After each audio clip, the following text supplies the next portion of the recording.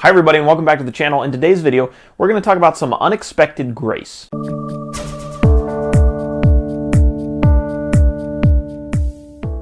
If I were to ask you to give me a definition of grace, one popular answer that I hear all the time is it's unmerited favor. A lot of times we think about grace in terms of the things that God gives to us, gifts, right? That we don't deserve, but God gives to us anyway.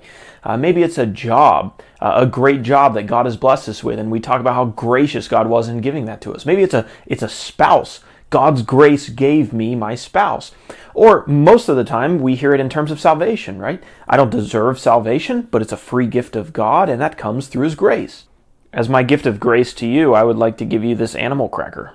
But anyway, back to the point. In this video, what I'd like to do is take one last look at Matthew chapter 6, verses 19 through 21, and see how this text may give us a new perspective or a new angle to look at the gift of grace. Do not lay up for yourselves treasures on earth where moth and rust destroy and where thieves break in and steal.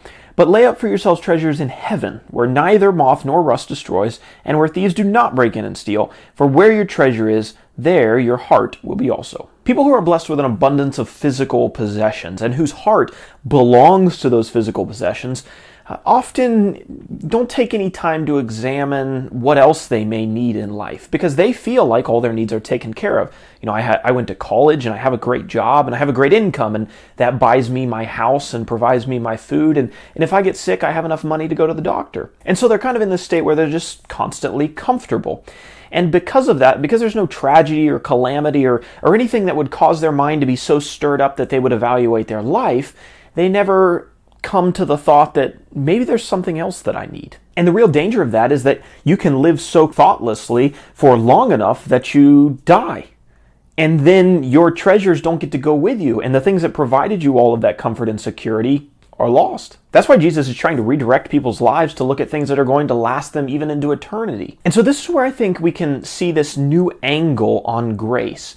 And that is that grace may not always be God just giving us gifts or giving us things that we enjoy.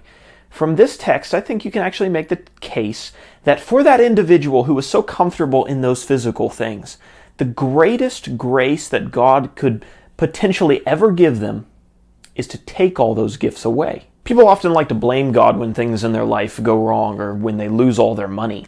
But actually, for somebody who's just mindlessly trotting through life, collecting physical things and putting all their security in those things, the greatest thing that God may be able to do in their lives is to reach in and to shake them up a little bit, to take some of those things that they find their security in, so that they begin to realize how easily all those physical things can be taken.